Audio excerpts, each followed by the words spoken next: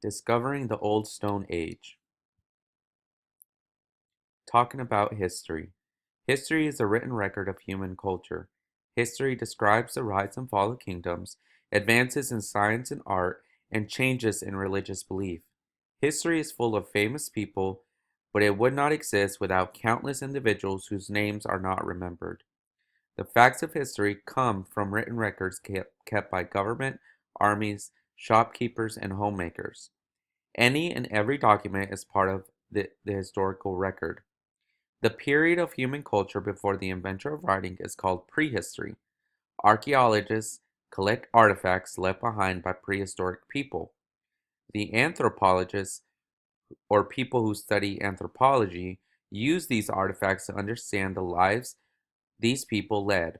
History is about 5,000 years old, but prehistory is much older.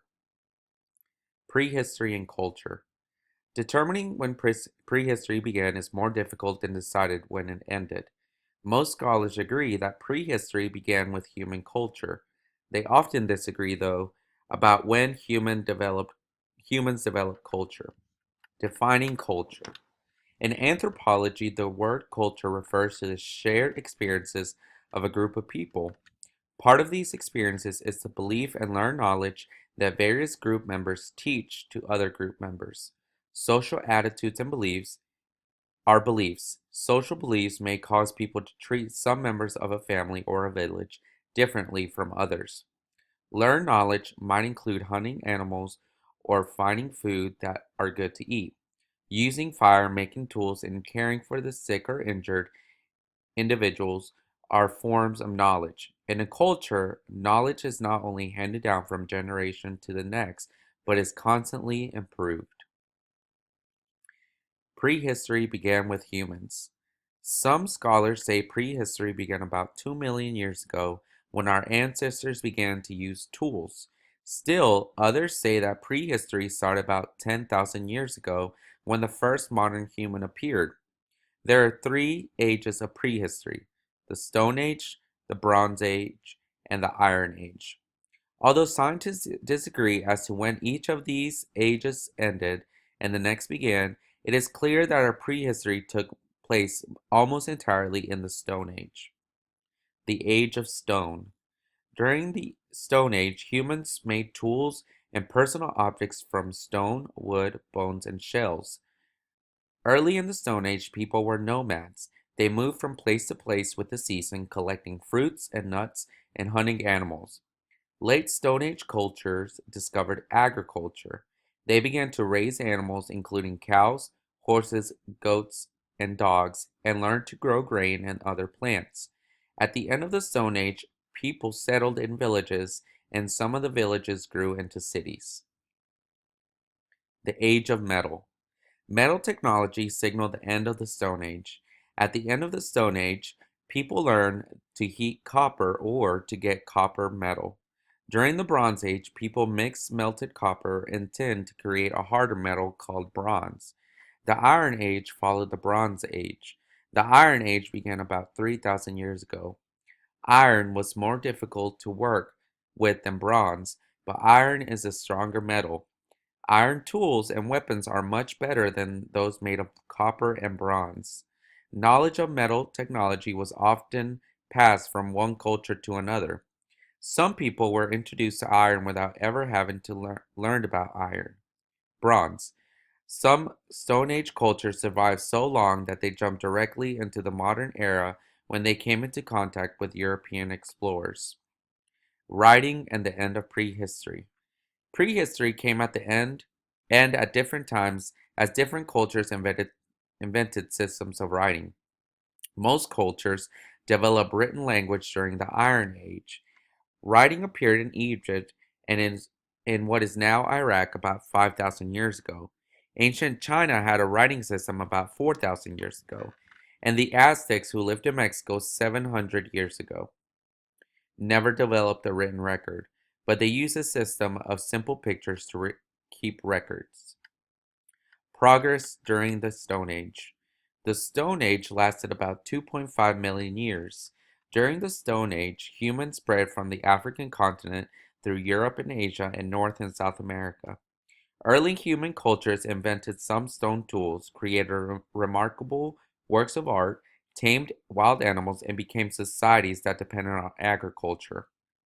The use of fire. Perhaps the most important tool in prehistory was fire. At first, early humans may have taken advantage of small fires caused by lightning. They later figured out how to control these fires and keep them burning. Finally, they discovered ways to create fire themselves. Our ancestors were warming themselves with fire about 450,000 years ago. Fire gave humans many things. It kept them warm in cold weathers and protected them from attack by wild animals. Cooking food made food taste better, and foods dried in the smoke did not spoil. A crackling fire would have encouraged people to gather together for warmth and safety and social reasons. Small fires made it possible to work at night and in dark caves. Prehistoric artifacts. Early tools. The oldest artifact found by archaeologists are made of stone. The first tools, axes, scrapers, and knives, were made from rock that had been broken to produce a sharp edge. Later Stone Age people learned to flake thin pieces from large rocks. These flakes had large edges and points. Attached to a stick or long bone, the flakes became arrows and spears or scythes for cutting grass and grain. Stone Age people shaped tools from bone and antlers as well as from stone. A variety of points including spearheads, owls for poking holes in skins, and sewing needles were made from bone, antler, and ivory. Prehistoric art. Stone Age people also left behind works of art as artifacts. The oldest piece of prehistoric artwork were small portable carvings, such as an animal or a human figure. Personal ornaments made from ivory, shell, and animal teeth were also common. Stone Age artists also decorated weapons and other tools. This made sense for nomads who were always on the move. Did these work of arts have a purpose or a special meaning? Could ivory beads, or for instance, show the wearer was an important person? Perhaps the figures of an animal served as a good luck charm. There is no way to know for sure. Paintings and wall decorations. Prehistoric artists covered caves and stone cliffs with pictures of animals, human figures, and patterns. Red, yellow, and brown colors came from the minerals that painters dug from the ground. Black came from burned bone and wood. To make paint, the artists ground colors into powder and mixed the powder with water or animal fat.